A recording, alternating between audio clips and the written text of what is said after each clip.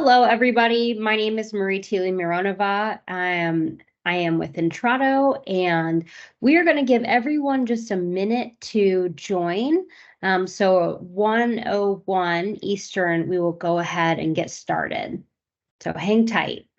Okay, it is 1:01. Again, my name is Marie Thiele Mironova. I am the Senior Marketing Manager here at Intrado. I will be today's moderator. Thank you so much for taking the time out of your busy schedules to join us for our Share.Solve.Evolve Conversation with 911 Professionals webinar series. Today's topic is on transformational training. Today's host will be Jeremy DeMar, Senior Product Manager at Intrado. And then we have three guest panelists, Leanne Schultz from Cobb County 911 in Georgia, Stephen Johnson from Cambridge Emergency Communications Department in Cambridge, Massachusetts, and Charles Vitale, Emergency Communications Department out of Rochester, New York. We have a lot of material to cover today. If you have any questions during today's webinar, please use the Teams Q&A feature in the top middle section of the Teams user interface. Add your questions there, and we will try our best to get to them at the end of the webinar today. And from now, I'm going to turn it back over to Jeremy DeMar. Very good. Thank you, Marie, and thank you, everybody, for joining us today for our second installment of our new Intrado's new Share.Solve.Evolve webinar series. We're very excited to have you all here. Even more excited to have three amazing panelists today. I know all three of them very well. In some cases, maybe better than others. There might be a joke there, but we'll save that for later. But what I'd like to do to kind of start things off today, by the way, my name is Jeremy DeMar, Senior Product Manager for Intrado. So again, thrilled to have you all here. What I would like to do, though, and I always have to tell my panelists from the very beginning that I'm seeing them in they're oriented a certain way in their video feeds on my monitor. So the way that I call them out is not because I favor one over the other. It's just the way they're oriented on my screen. So don't take anything personally if I call you last versus first. But Stephen, you're on the very left of my screen, so I'm going to start with you. But I would like Stephen, Charles, and Leanne really quick to, not really quick, we have an hour, but we have a lot to cover as well. Kind of give us a little bit about your background, what you're doing currently, and if there's anything else you want to share before we kick things off. Stephen, I'll let you go first. All right, Jeremy, thank you. Good afternoon, everybody. My name is Stephen James Johnson. I am the Assistant Director of Administration and Training and for Cambridge, Massachusetts Emergency Communications Department. I started my career in public safety quite a while ago. I started in emergency medical services. I'm still an active EMS provider, certified in both Connecticut and Massachusetts, but also was a frontline telecommunicator. Started as a dispatcher for a fire department and moved into a combined police fire EMS center, was a communications training officer, took a job in a different department as a supervisor, as the administrative supervisor, so number 2 in that department, and then left there to come to Cambridge as the Assistant Director of Administration and Training. And prior to all of this, I did work in criminal supervision. I supervised sex offenders and domestic violence offenders and worked in forensic mental health as well. So worked in a lot of the different public safety spheres. I'm also an emergency services chaplain. I've been doing chaplaincy for the greater part of a decade, providing crisis intervention and pastoral care to firefighters, EMS providers, law enforcement, dispatch, and I'm a chaplain on the Greater Boston Critical Incident Stress Management team. And then I'm a public speaker, trainer, and consultant. I love going to conferences and meeting folks just like you all around the country, doing the jobs that we love. And I'm thankful to be here to talk about transformational training this afternoon.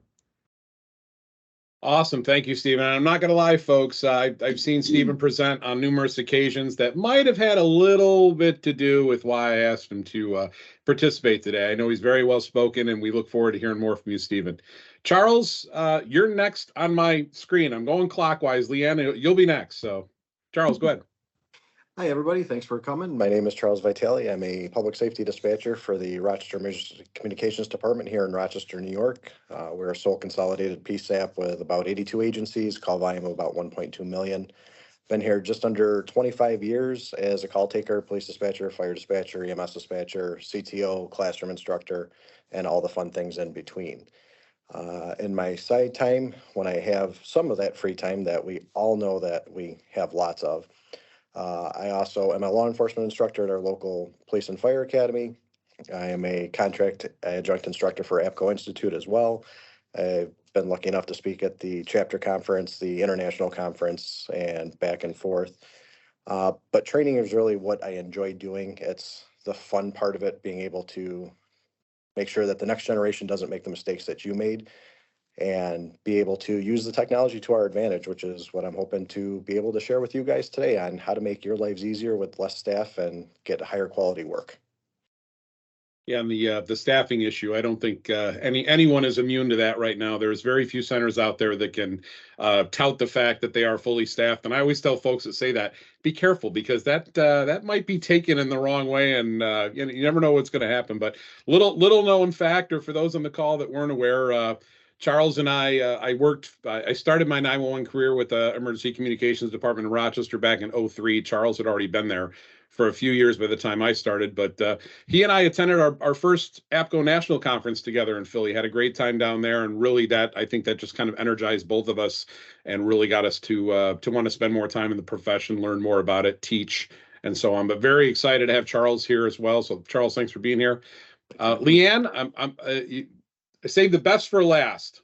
Sorry, guys. Yeah, that's okay. I don't take offense. It's okay. I haven't known Leanne quite as long, but in the short time that we have known each other, I've really come to admire a lot of the work that you're doing. You're moving and shaking in Cobb County, Georgia, an awesome, incredible agency with amazing leadership. So tell us a little bit about yourself, please. Well, I'm going to start off by saying I apologize. I am kicking a cold, so I might sound a little congested. I apologize.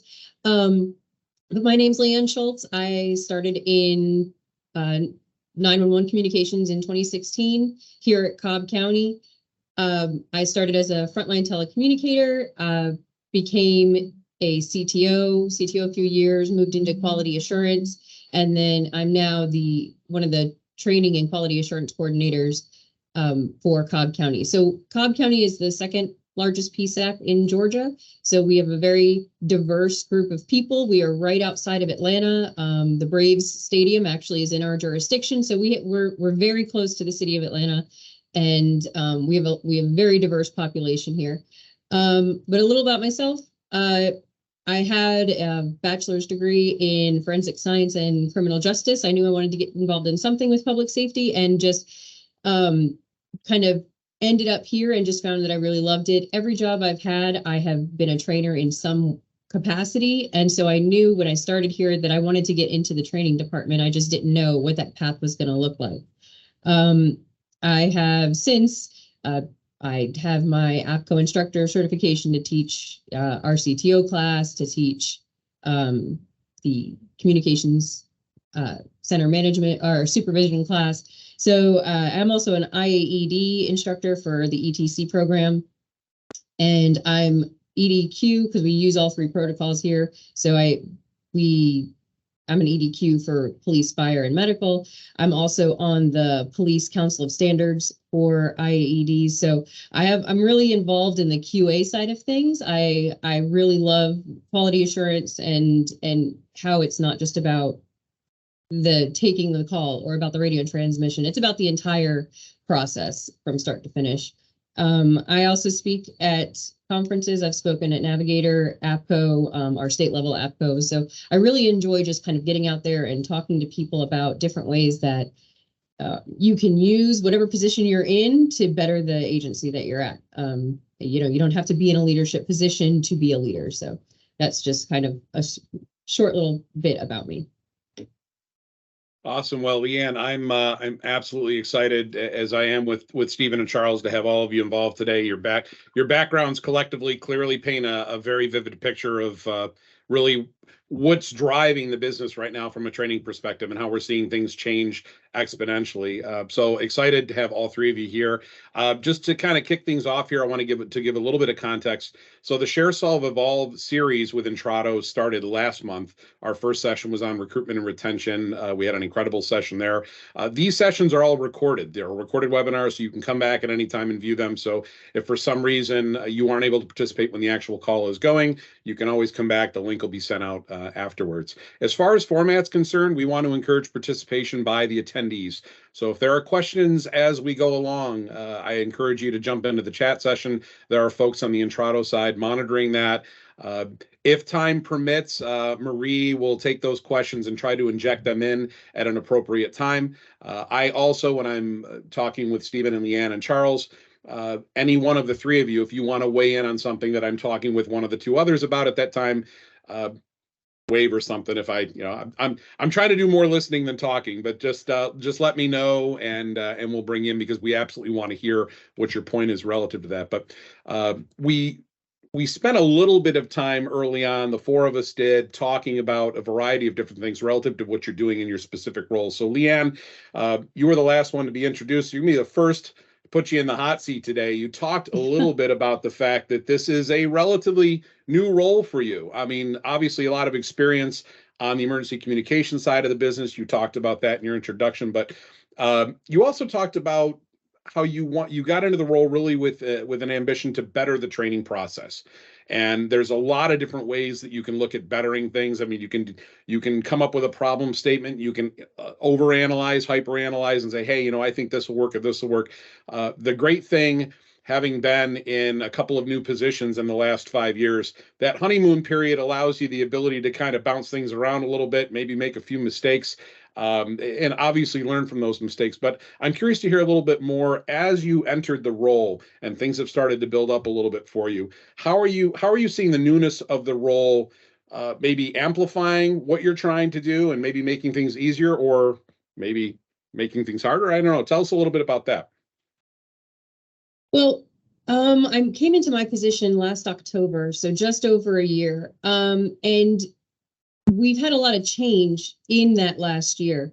Like everybody, we're dealing with retention issues, but hiring issues. We hired actually over 30 people in that time frame, and so we've had a lot of 30 people that are still in some form of the training process. And there was just a lot of things that it was a lot of trial and error of, is this going to work? Okay, well, this isn't working. Let's try this. And I don't know about the newness wearing off. I think because everything is so dynamic, and, it's almost like every day we come in, there's some other challenge that we're facing. And it almost is, it just pushes us to be better. It pushes us to keep going. It's almost like, that little boost of caffeine or something, at the beginning of your day, where you're just like, okay, we've got a new challenge. Maybe we haven't even fully addressed the previous challenge, but we've got a new one. So let's get this one going. And I don't know if a year is enough of time for any of that newness to wear off yet, because we haven't had really a lot of downtime to even realize, like, oh, maybe we're on cruise control. We're just still pushing through. So I don't know about newness wearing off, but it's just interesting how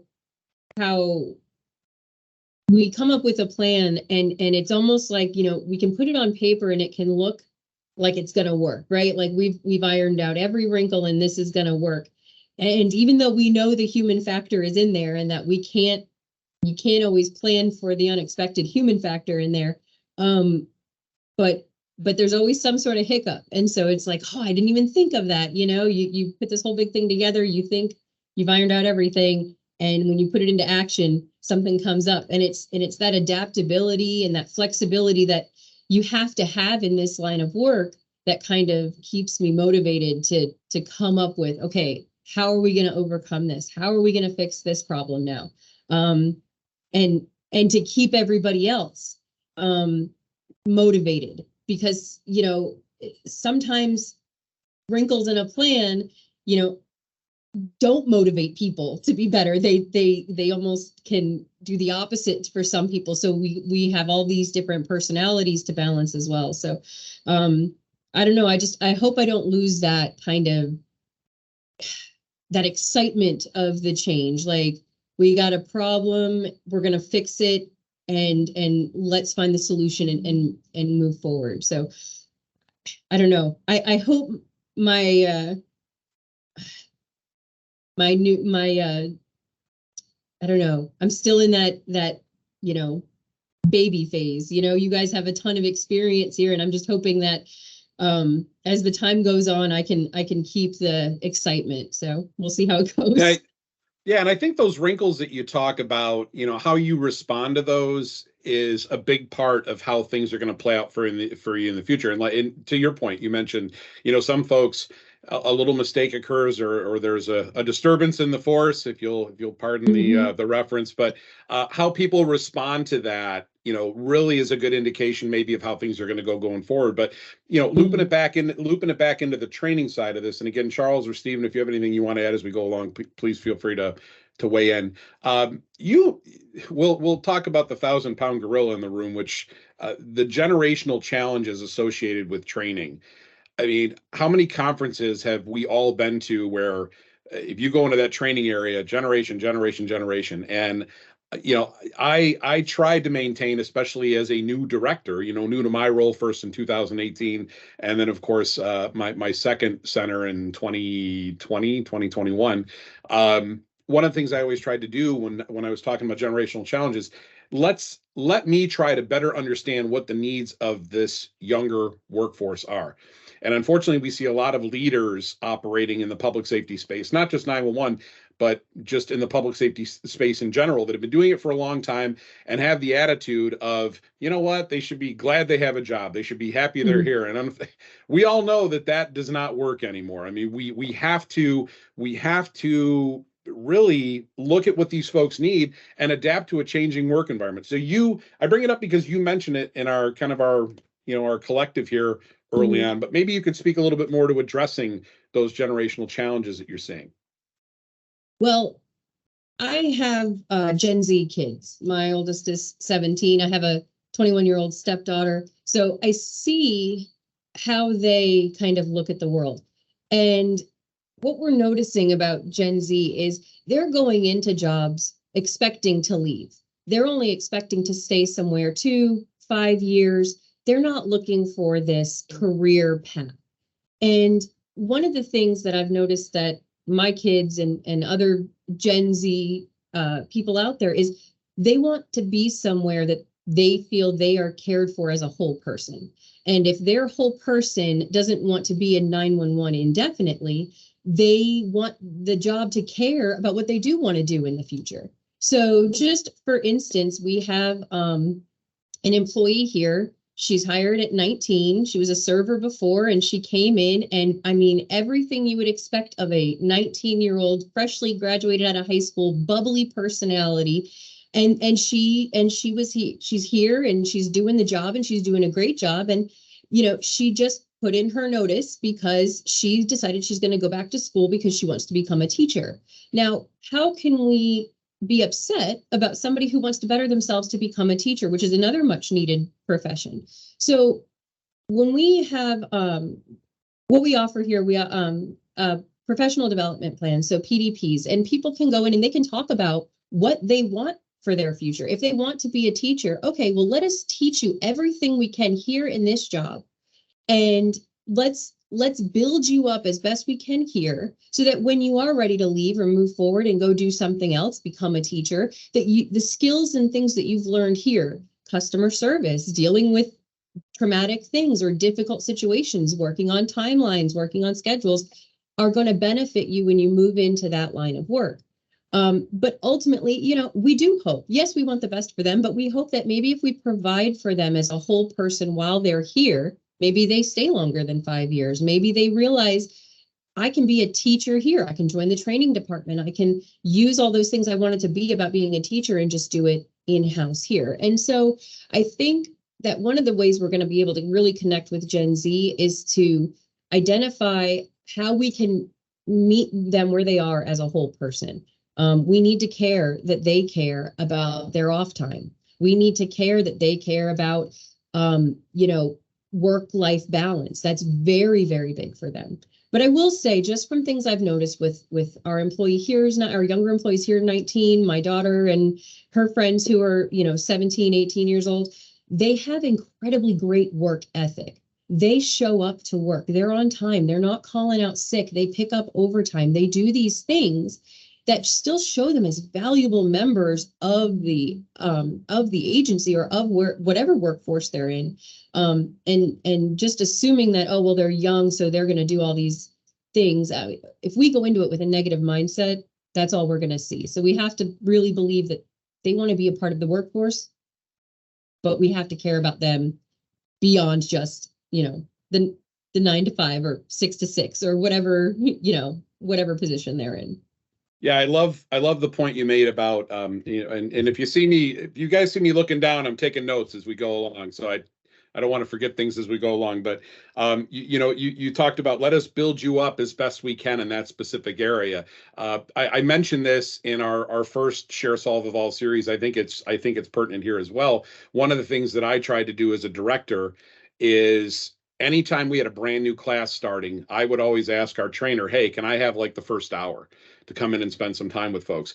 The first part of that, of course, was to do introductions and learn a little bit more about who was coming in. But then I came right out and asked them that qualifying question: how many of you just out of high school or were thinking that 911 dispatch was going to be your first job? And I said, answer honestly. I mean, all your hands don't have to go up. And of course, most of the hands didn't go up. I said, yeah, most folks don't enter this profession thinking this was my lifelong ambition. This is what I want to do. But this is where you ended up. I took a similar approach to you, Leanne, and I told all of them, and basket weaver is the one I always put out there. I said, if you came into this saying, hey, this is going to tide me over from this point to this point, my real ambition is to be a basket weaver. I said, I'm going to do whatever I can personally and professionally through this office to connect you with whoever the point people are in that particular profession that you're looking for. So to your point, there may be opportunities for us as leaders, as trainers, as CTOs to say, hey, we recognize that this might not be your lifelong ambition, but while you're here,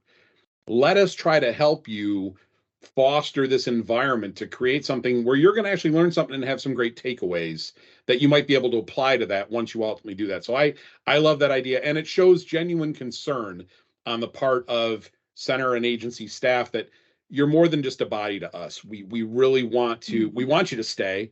We realize you may not stay forever, but while you're here, we want to do whatever we can to try to help you out and get you to where you want to be. So I love that. Let me go over to Charles, and again, Stephen, counterclockwise this time. So you're going to be closing out this particular side of it. But Charles, I have a ton of questions for you, but I kind of want to start off with one of the things that, and first of all, did either of you have anything you wanted to add to what Leanne commented on before we go to this next part? Nope. I'll go ahead real quick if I can, ahead. Jeremy. The research really does indicate that psychological empowerment, psychological safety, and unit embeddedness, a sense of belonging, keep people longer in your agency. And so we can, when we're recruiting, and training is that first part, that first introduction to an agency, right? That's where they begin to kind of feel out, hey, do I belong here? So all the things that Leanne's talking about, this personalized attention to individualized needs, increases that sense of embeddedness and belonging, increases the likelihood we'll retain that person when they come into the door for a longer period of time, and then maybe even change their minds. Hey, I thought I was going to want to leave here. I had a 2 to 3 year plan, but I feel like this is my family apart from my family, and I don't want to leave this. I do want to grow here. And so we can create and foster that sense of security and safety and belonging and personalized growth. That embeddedness piece is key to minimizing the likelihood we'll have to go recruit new personnel. So I think Leanne's spot on. And I want to say something, Stephen, and I'm not going to cite specific examples, but I'm sure all three of you can think back, and you've all been in the business for a long time. I can think back to my first day in class and some things that were said by folks that will remain nameless, where you're just like, wow, my first day on the job, and this is how you're going to introduce me to this profession. If I think back 20 years to how we were doing things then versus what you just kind of recap for us, Stephen, it's like a polar opposite. It's a 180 from that mentality, which was for many of us, you should be glad you got a job. You're lucky to be here. To no, we're glad to have you, and here's how we're going to demonstrate how appreciative we are. Charles, you have anything you want to add before I start asking you more questions? I very much agree. And that's one of the big things. I just was in our new hire class yesterday, telling them, hey, we're glad you're here. I want to see you succeed. I'm here, even though I'm not your primary instructor. Stop out, say hi. If you have questions, by all means, come find us. And that's something that is hard to change in a culture of a center, but that's something we really need to do is, hey, we have to be welcoming to these folks. We want them to stay. And if we want them to stay, we have to treat them like a human being, which means getting to know them and not, as Jeremy said, in my agency or our agency way back when, nobody knew your name until after you were off probation because most of them assumed you weren't going to last Yeah. that year. So nobody bothered learning your name until you were off probation. And thankfully, we've changed that. So it's like, no, everybody's welcoming. Hey, you're here to help make sure we get time off, stop getting mandated, and we want you to be here to be successful. Yeah. Yeah. And I think it's important to point out, and Charles mentioned that particular point, which I didn't even bring up, but it's important to see, it's important to note how we really have evolved as agencies, as training personnel. We want to see things go well. We want to see things improve and not be like it's always been. And really, it has to be for us to kind of change what's going on with those recruitment and retention challenges that we're all dealing with. So, Charles, going to hop into the next side of this conversation. You're working in a space right now. You mentioned something during our pre-webinar session that really just blew my mind. I'm doing a lot internally on the AI, the conversational AI side, those kind of things. That AI term gets thrown around quite a bit. But you mentioned that you're using, I've got some quotes here, AI-based content creation for classes and quizzes. You've even leveraged generative AI tools for the creation of terminal learning objectives. Can you, this obviously the AI space, when people hear about it and they go to conferences, I don't know that a lot of folks really truly understand. I mean, they hear AI, but what does it really mean? Can you expand on that a little bit about how you're leveraging these different technologies? And it actually is perfect timing because I just came out of my training manager's office before this and introduced him to it to show him how to use this. So this actually is perfect timing. But artificial intelligence, ChatGPT, the one that we've been using, that I've been using, is a conversational bot that basically goes back and forth and learns based on what the populace is inputting into it. So we're in the middle of revamping our daily observation reports, and we're trying to come up with our standard evaluation guidelines. And I walk in and he's racking his brain, how do I differentiate between a 1 and a 2 and then a 2 and a 3? And how do we make this, so it's concrete? How do we make it objective instead of subjective? Like, well, open up a window, let's take a look.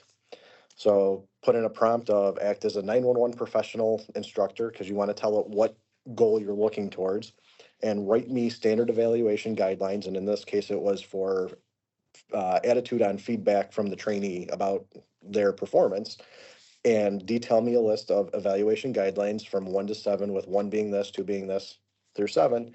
He hits enter, and boom, within 10 seconds, he's got an entire list of 2 or 3 different things per level that we can now copy and paste and put into our DORs. And that's exactly what he's working on right now.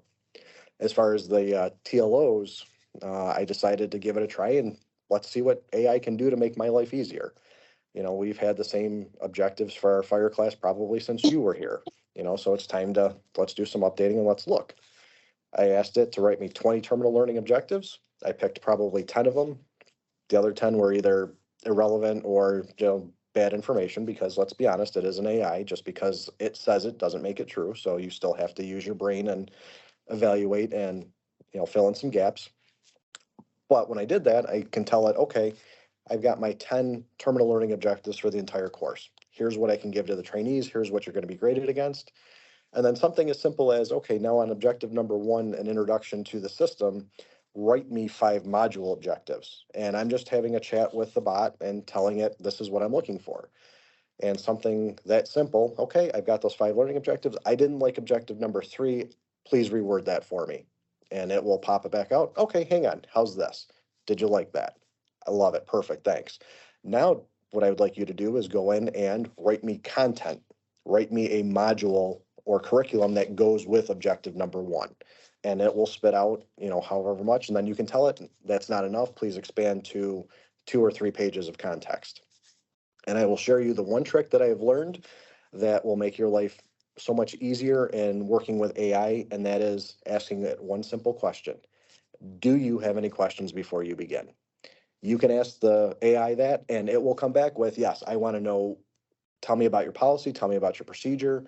And this one that we were just doing the feedback on, it asked, what is unacceptable for your agency? And it was, okay, the trainee yells back at the trainer, and it incorporated that and expanded upon it and wrote a 7 SEG within 15 seconds.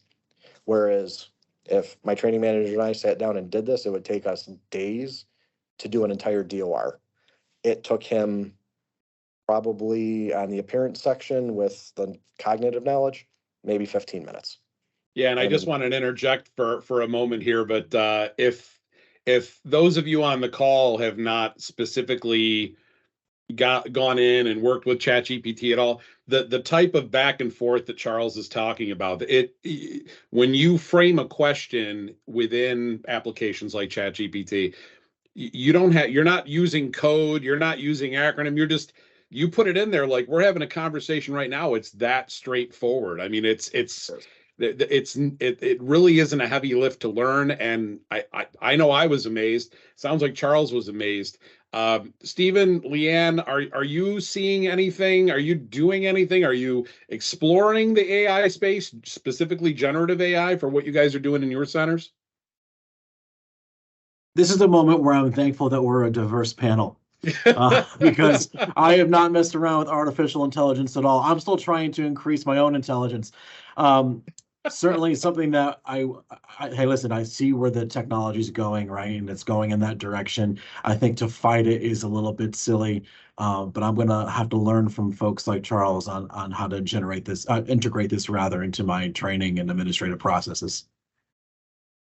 Awesome. Same. We don't, I don't use it. I mean, I have I'm definitely that old parent where I'm like asking my kids for technology stuff. I asked them about the ChatGPT. I was like, so is there a way that I can see if something that I received has been created by ChatGPT? Because, sometimes we want like our people to, write something up. And I'm like, did they write this or did somebody else write this? And I guess it doesn't really matter. But at the end of the day, no, I haven't. I'm not going to say that it kind of creeps me out, but I know we have to like get on board. I mean, I've seen movies, right? So it maybe a little creeps me out, but I know that we have to kind of take advantage of the future as it comes to us. We can't be the ones, those kind of like, the ones that have to be dragged into the future. So maybe one day. Oh, sorry, Charles, go ahead. As I say, and Leanne, that actually makes a perfect segue into this because that is one of the things, I mean, I use it for my own personal studies going through college, but that's one of the ones that there are different chat bots out there that you can upload a PDF. So you could upload your manual, and I'm going to caution everybody, just be careful what you put into these things if you haven't read the licensing agreement, because if you have confidential information in there, it's not confidential anymore. It's available to anybody else that's using that product. So just be aware of that. But I've done that with my own personal notes where I've uploaded a PDF, and then you can interact with this chatbot and ask it questions like, I don't understand the War of 1812. Can you break it down to me like I'm a 5-year-old? And if you type the prompt that way, it will literally do that. And it will come back with, okay, so what happened is these people were the good people. These were the bad people. They came together. They weren't happy. And these ones won. They break it down like you're 5. Or you can ask it for a dissertation. And it'll go back and forth. Like I could put Jeremy's dissertation from his master's in there. Okay, tell me the highlights of this this paper, and it will come back and give me bullet points based off of everything he's put in there. And I can go back and forth almost like I'm talking to him, and it will give you all that information. But with our new generation, if we can put some of our content in there that the student maybe doesn't understand. Oh, well, I don't understand our fire battalion numbering. I don't get why it's this way. Well, here, try asking this. Because let's be honest, most people in 911 don't like talking to people. They like doing their thing because, that's what we do. I like people. Yeah, but you're the exception, not the rule. But you go through and, okay, well, here, if I upload this, try going back and forth with the chatbot as opposed to, I don't want maybe ask the question in class because I don't want to seem like I'm behind, or this is just easier for me. And then you've got a student that, oh, that's what I needed. I got this now. Okay, I'm not going to be offended that they couldn't get it from me. Maybe I didn't present it well. Maybe they just didn't like the way I'm presenting. Maybe I didn't use the right generational learning tool. If they can get it, I don't care. As long as they've got the information and they synthesize it, however it works, why are we fighting against, like you guys said, why are we fighting against the technology? And Charles, you mentioned generational learning tools, and we could do a whole segment just on AI. We obviously don't have enough time for that today, but going back and one of the things that I was constantly, I'll call it pontificating for lack of a better term, amongst my fellow 911 leaders when I was a director was, I was definitely part of that early adopter disruptor category. It didn't mean that I automatically operationalize new technologies, but I absolutely entertained conversations with industry partners and those that were working in the space to say, hey, we've got something, we just want to run it by you to see what you think. Absolutely bring it in. So the one thing that I would ask those of you attending the session to do, and again, I don't think any one of these three panelists are going to try to sway you one way today or the other, but the important thing is to be open-minded. And one of the phrases that I've really tried to adopt and practice, especially in my role with Intrado, is to learn to unlearn. Because we get into this situation where over 15, 20 years, most of us are type A personalities. We all think we've got everything figured out. We all think we're perfect 100% of the time. But you really need to open your mind to a lot of these new things that are out there. Again, don't think that means you have to be quick to operationalize these things, but spend the time to learn about them. And that's why conferences are important. That's why webinars like this are out here, just to kind of make you think, you know what, maybe I should spend a little bit more time thinking about what they were talking about or maybe learning about it. But Charles, that was awesome. We'll come back to you on that. I'm trying to watch time here as well. So I do want to swing over to Steve here. Stephen, our pre-session.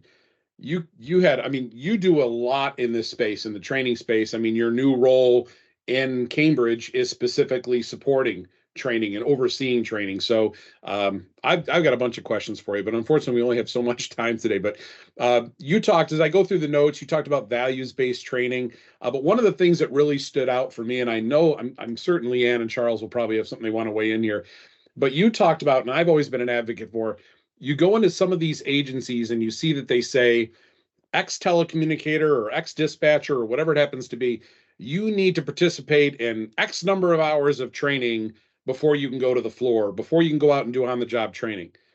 We know that there's some folks out there that require X amount of time, but there's a lot of folks that come in, maybe they've got background, maybe they transition in from another center.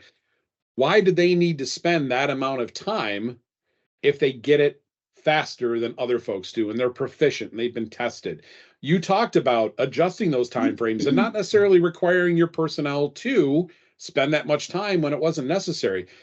Can you expand a little bit more on that and talk to us about how that's working and how you're implementing that process? Yeah, I mean, sure. Old habits die hard, right? So it's tough to shift from a hours-based or a checklist-based or, curriculum-based type model to a competency-based type model, because you don't want to throw out the baby with the bathwater, right? You've got to be able to plan, on average, how long does it take to put a call taker, a police or fire dispatcher, EMS dispatcher through the training so I can plan. And so you've got to have some hours, right? How long are we going to invest in someone before we go, hey, this just isn't clicking, versus are we going to hold someone back from moving forward when they're doing really well because we want to make them pay their dues because we've been paying dues for this long and this person's got to pay their dues too. And so we do have some hour requirements, not requirements, guidelines, in the sense that, hey, typically we see this minimum number of hours is where people would perform well. This average is this average number of hours where people are at, typically by this number of hours, they're going to be call taker certified, versus, hey, this maximum number of hours, we're not getting it by this point in time. Maybe there's something happening here. Maybe there's something with we're not training appropriately. Maybe there's some obstacles we need to review, or maybe there's not a good fit. But what I am pushing our team to move towards is this idea of look at the individual person in front of you, learn their learning style, adapt to what the knowledge, experience, skills, and abilities they bring to the table. Is this a skilled telecommunicator that's a lateral transfer to us from another department? Call taking in Cambridge is call taking in Rochester, is call taking in Cobb County. We might do things a little bit differently. We might say different terminology, but human beings are human beings everywhere, right? And so the skill set that make you a good dispatcher, a good call taker, those are going to be transferable. How can we adjust to say, hey, this person is competent? They might have, typically we want 100 hours, but at 60 hours, they're really knocking it out of the park. Because what ends up happening is if you feel frustrated that you have to continually prove yourself, even though there's no identifiable areas for improvement, and you kind of are demonstrating your competency, but yet we're holding you back for this lack of objective reasoning, that's frustrating. So moving towards competency-based training that's individualized, that's sensitive to the needs of the learner, and that really fosters an individual, I kind of keep using that term, but a relationship between the CTO, the supervisor, and the trainee. I mean, that's critical. We have somebody who is coming back to us. They resigned about 8 years ago to go pursue something else. And you know how life is. Sometimes things come back full circle. And so they're now back with us. And, typically everyone here goes as a call taker. You got to be a call taker first. And then and then once you're a call taker certified, we move you over to police or fire, wherever we're going to go. Well, I have a lot of new people in call taking right now, and I would have to basically put this person in the rafters to get these new folks call taker certified and wait around until then I can get them call taker certified. No, you're an experienced dispatcher. You served with us for several years. Go train on the police radio with a CTO over there. I'll get you call taker certified afterwards. And that disrupts our normal. I'm sure I'll get some people who are kind of ruffled by that. But really, what's the true north? What are we trying to do? What are the goals we're trying to accomplish? And are we creating systems and structures that are so rigid that they actually prevent us from achieving our goal? Because policies, procedures, guidelines, they're there to minimize liability, to provide structure, to provide a basis by which we can push people through a process and grow together as an agency. But when our own systems impede our own goals, it's the systems. The systems are not the problem. Maybe it's the people upholding archaic systems. And so we have to be able and be willing to disrupt those systems without creating too many caveats, because you do need to have a structure that your CTOs understand that there is a process, but you can't have such psychological rigidity that you're unable to be flexible. How do I follow that? Nicely done. Nicely done. The one thing I did want to comment on there, though, you mentioned one of your quotes was, if they're not getting it, are we training appropriately? I mean, thinking back 10, 15, 20 years, was that the logic behind somebody that wasn't being trained properly or wasn't getting it? Or did we just basically say, yeah, you're not getting it, out the door you go? We don't have that luxury as a profession anymore, do we? No, I mean, no. recruitment, retention. I would say recruitment and retention, I've said it before, and I know I'm not the one that came up with this. I would argue it's probably the number one problem facing 911 centers across the country. Recruitment and retention, and not just 911, all aspects of public safety. In fact, my wife and I were out at a restaurant yesterday, and they couldn't end up seating us. And we saw all these open tables. And I'm like, well, what's the wait? They're like, it's not that there's not a place for you to sit. We don't have the servers to come out here. So we're seeing this huge situation come up with folks where they just don't have the personnel, and that applies in public safety as well. So it has to be, are we doing it properly? There has to be some analysis there about, are our legacy training practices effective, or do we need to make adjustments, or do we need to open our minds and look at what other folks are doing to be successful about it? And I think that's really where the collaborative comes out, right? It's where we reach out to our colleagues, those that are doing this in other spaces. Leanne, Charles, I'd be curious to hear what your thoughts are on what Stephen had to say. Go ahead. Well, I think there's a lot he said a lot, and there's a lot that can be commented on. But the two things that really kind of stood out to me was, one, like you said, you bring people back, right? So that you've trained them up, you've done all these things, they've gone off to do their own, and they've come back. So is it that you've created this environment that they're willing to come back to, right? So that kind of just tying it in with, our girl who's leaving to go be a teacher, if she decides it's not for her and comes back, right? Did we create this kind of environment? And then do we have a plan for fast tracking them, so we're not bogging them down in this, well, we got to make sure you check all these same boxes you've already checked, right? You've already gone through this process. Do you really need to do it again? And to the point of, if we're teaching them something and they're not getting it, is it something that we're not doing right? When our Deputy Director of Administration and Education, when she first came in, we have a rule, in academics, if you fail 3 tests, you're done. But one of the things that she brought up is, like, well, if they fail to test, have you tried maybe reading the test to them? Maybe it's not so much that they don't know it, but when they read it, they freeze up. And maybe you should read the test to them and see if they get the correct answer. And honestly, doesn't that make sense in this line of work? How much of what we do is something that we read and act on versus how much of it is our ears, right? Our calls are through our ears. Our radio dispatches is through our ears. So maybe it's a way that we're judging them on this. Can you take a written test with your eyes and your hands versus can you take the information I'm giving you and give it back to me, auditory and orally. And I think it just really drives home that there's so much that we do at the beginning in training that leads to the later on success and even to the point of let's set them up really well at the beginning so that if they do leave and come back, all we got to do is check a couple of you did these things. We actually have 4 previous employees coming back. They within almost a week of each other, 4 people decided to come back. One of them left about a month and a half ago. One left about just over a year ago, and the other left about 14 months, and the other one was about 6 months. But they all came from different areas. One had finished one level of training, one had been here for, forever. And so it's just, they come back, we can do these expedited training, and that can help our floor people now. We can have all of them done and helping the floor by the end of the year. And how great was that we set this training up at the beginning so that when they come back, they're just ready to hit the ground running. And I think it's great that Steven's doing that. Leanne, that makes me think about those times, especially when I was a dispatcher on the floor and the management would come out and they'd say, yeah, we just hired, 25 new people.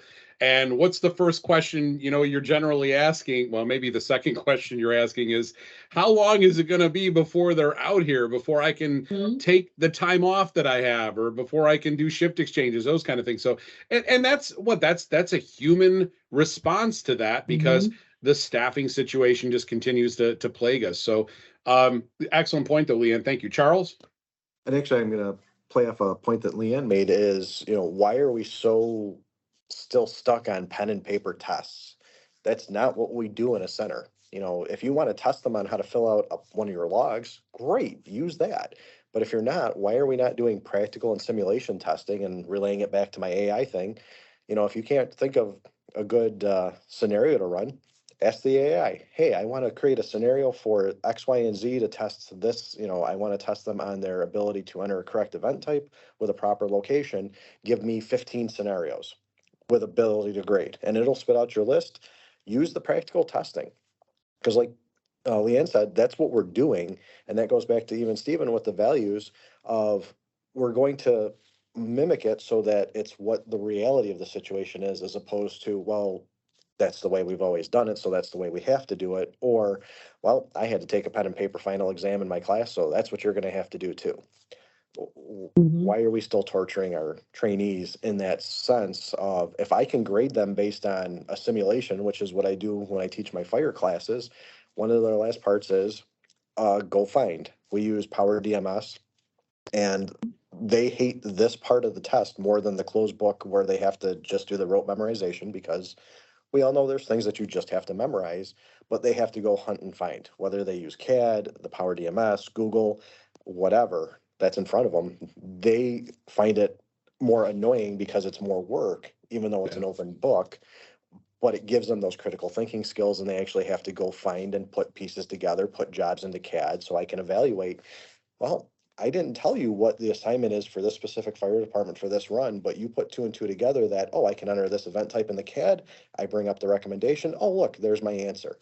Oh, I've got it. And I'll take that over a pen and paper test any day of the week. Stephen, looks like you had something you wanted to add there. Yeah, can you see me chomping at the bit? Because the question you asked is a good one. What's with the recruitment crisis, the staffing crisis, we're all in it together in our own ways. What's the difference between the way training was done now? The topic of this webinar is transformational training. Where are we heading?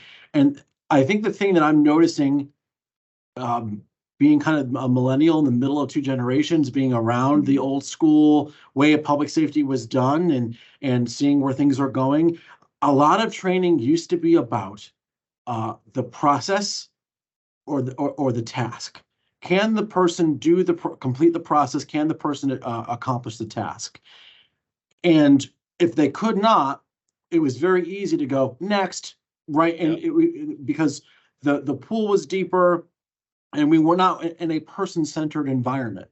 The generational values are changing. The way we approach training is changing.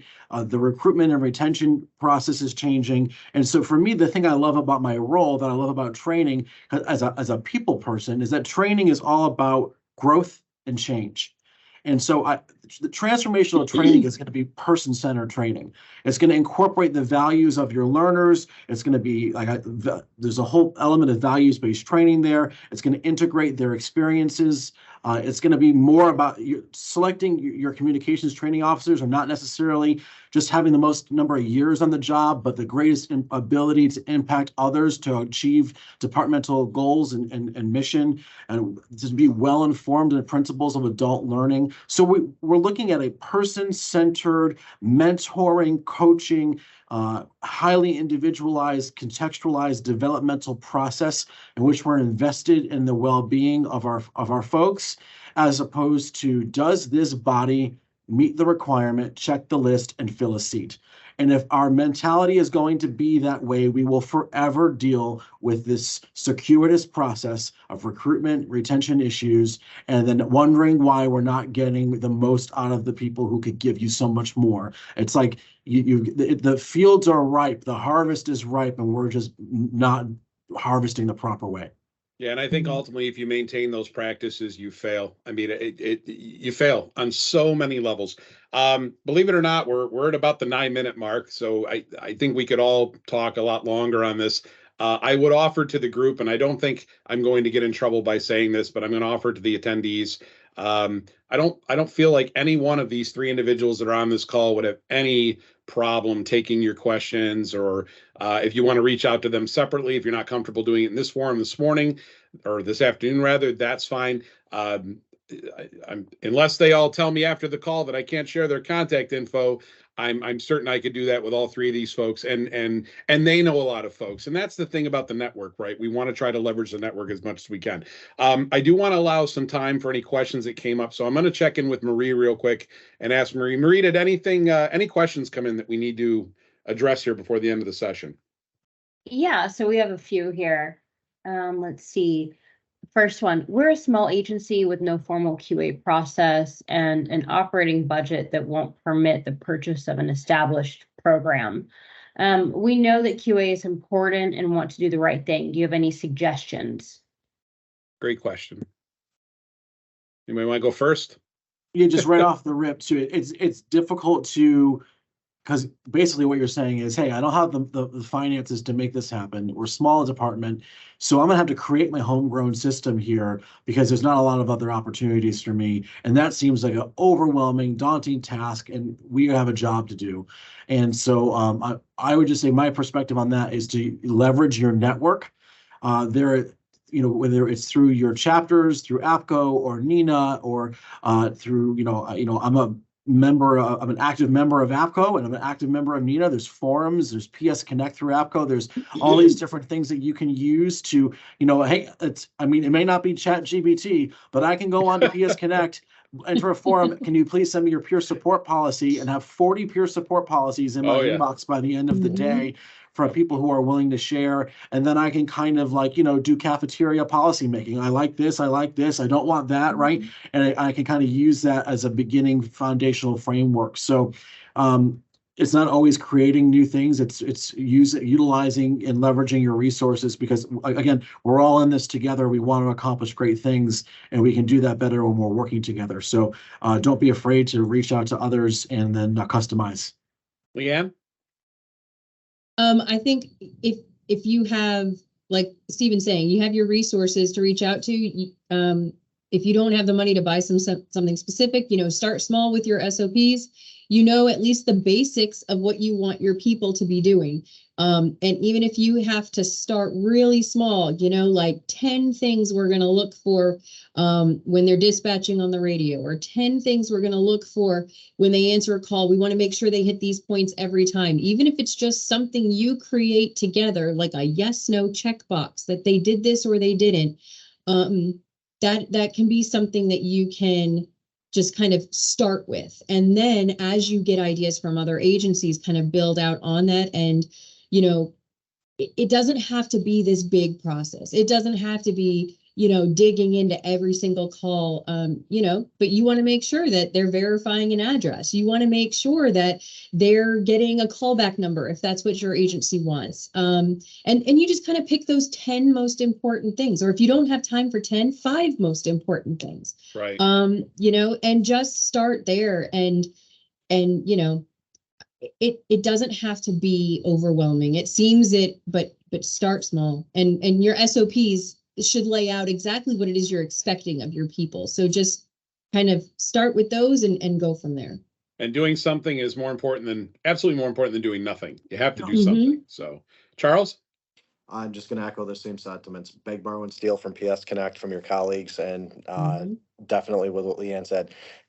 Just make a 5-question form. Just start small. It doesn't have to be Yep. anything big, and then get your input from your folks. Hey, what else do you guys think we're missing the mark on? What do we need to look at?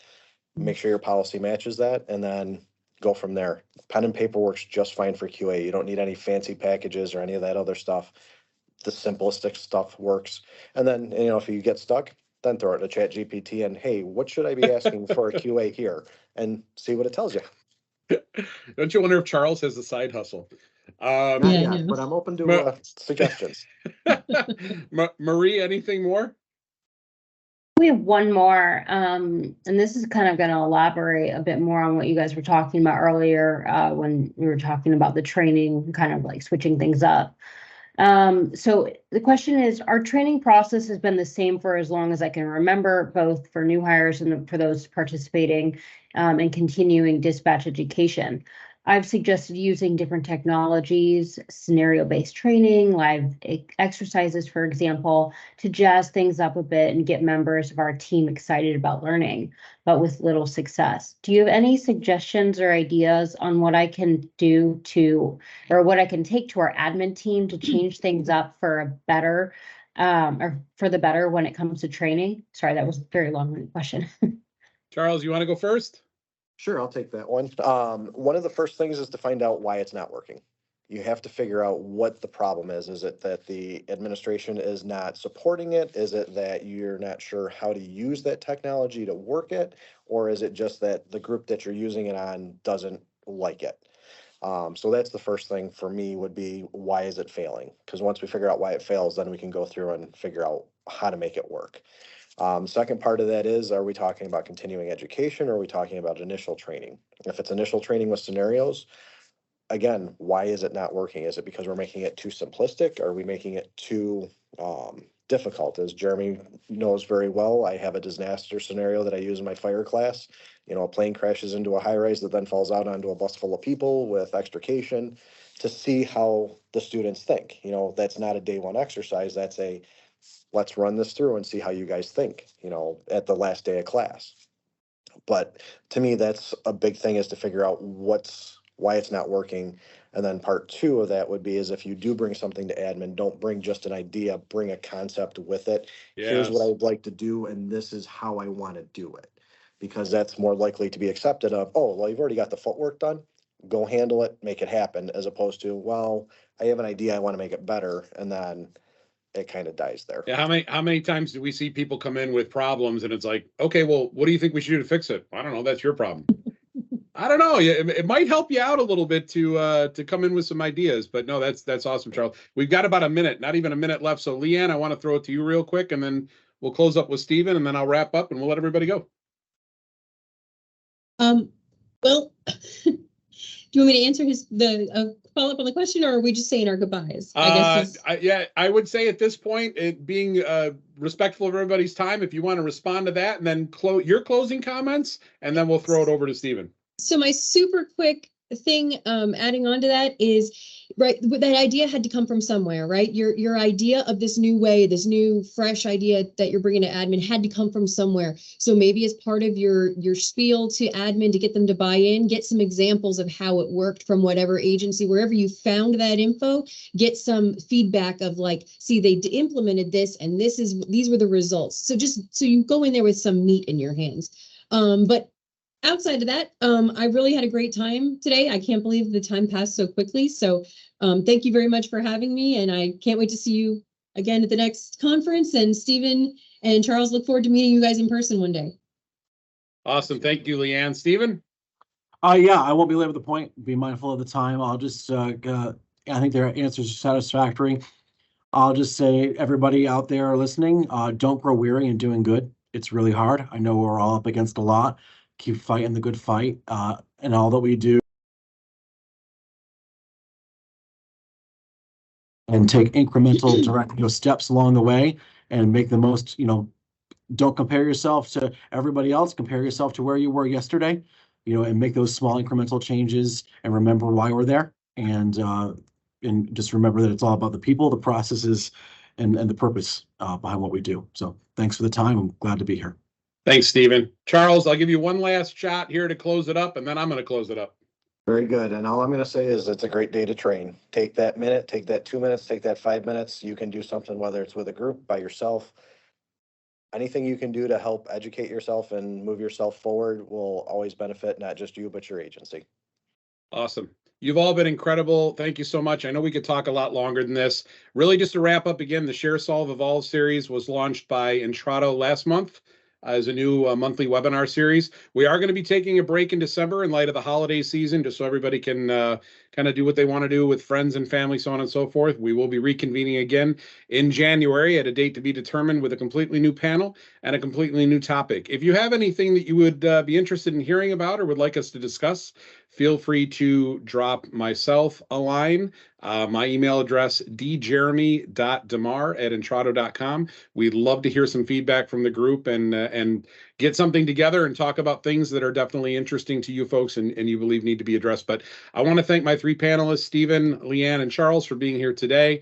Marie, for being our excellent and extraordinary moderator. All of you for being a part of this special session today. And thank you so much for being here, and have a wonderful Thanksgiving holiday. Take care, everybody.